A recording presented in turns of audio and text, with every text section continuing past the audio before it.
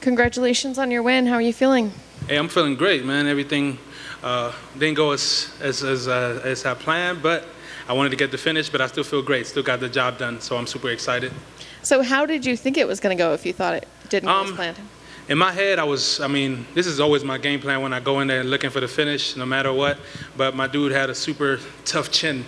Everything I hit him with, he just kept on coming. So super props to him, and I appreciate him for the opportunity. So how do you adjust for that when you're in there? You know, when you realize, oh my gosh, this guy's not going to go down. What do you do? What do you say in your mind? I just gotta be more patient. Take my time, and I did a better job of being patient and then sitting back and assess. But with someone as Chong Chin like that, I just got to keep touching him till eventually he folds. I guess I wasn't able to do that tonight, but I know I'm going to keep on building, and soon there will be nobody who will be able to stand there with me. You know, and coming off of a loss, you always hear that you never lose, you learn. What did you learn from that loss that maybe you even put into play in this fight? There's a lot I learned. Definitely from my loss, it's just a lot of things which I already fixed, because I learned it's more so stuff out of camp, and which I fixed and just felt all around better coming into this one. So definitely a great lesson from the last one. I'm not going to take anything away from my opponent for sure. He got in there. I was best at that night. All I do is look forward to the next one. And speaking of the next one, when do you want to get back in there? As soon as they get with me with something, for sure, I'm looking to get back as soon as I can. It's just got a lot of stuff to deal with. And any opponent in mind? Nobody. Whoever they put in there is who I'm taking. Doesn't matter to me. Thank you. You're not a short man by any means, but fighting a guy that's 6'4", he definitely looked every bit his size. How difficult was it to get past those long arms of his? Not too difficult. I was able to land my shots, as you guys saw in there. I had great training partners who I work with. Ron Stallings is definitely a great simulation for that.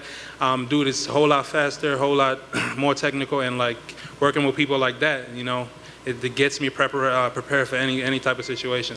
I think a lot of times somebody might look at you and they say, oh, he's going for the knockout every time. He's going to go for the knockout. When people say something like that, is there ever a drive to want to maybe go out there and throw a guy down and get a submission, or are you happy if people just know you being a super strong striker? I like that perception of me. It works. It gives something for my opponent to think about, because that is what I do go out there to try and do.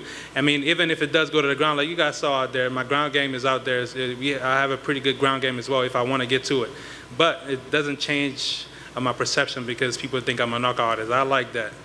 And I know the fight just happened, and I know fighters are usually always their worst critics. If you had to pinpoint, something that maybe was the thing that you're probably least pleased with what went out there, what would you say was the one thing that you maybe weren't as happy about? I felt like I could have controlled on the ground a lot better. I was too fidgety on the ground. I should have been a little bit more patient on the ground and do what I know I can do. It's just, I'm just going to keep building on that. And if you had to pick a number of fights per year to where you think you'd be at peak performance out there, what's the right number for you? How many times a year do you want to be fighting? If you ask me, I'd say every month. Every month? 4 to 6 is good to me. I don't know if that's realistic anymore, but hey, 4 fights sounds like a pretty good number, steady number. Congrats on the victory. Thank you. Well done tonight, my man. Hey, I think your fans and anybody here wouldn't mind once a month. Bring it. Hey, I'm always ready. You got the work. You stayed ready. But what were the adjustments in there when you have that much of a taller opponent? How much of a factor was it to be punching upward, striking upward, or the fact that you had this new weight class that didn't make no difference? The weight class definitely didn't make a difference, because prior to the UFC, I fought in heavyweight and light heavyweight before. And so getting back into 205 is just another day in the park. And his length didn't really make too much of a difference, because I have great sparring partners who give me a great look on that. So I'm very confident with the height difference. Can we assume going forward that light heavyweight is your new home, or if the opportunity presents itself, you'll go back down to? If the opportunity presents itself, 185 for sure.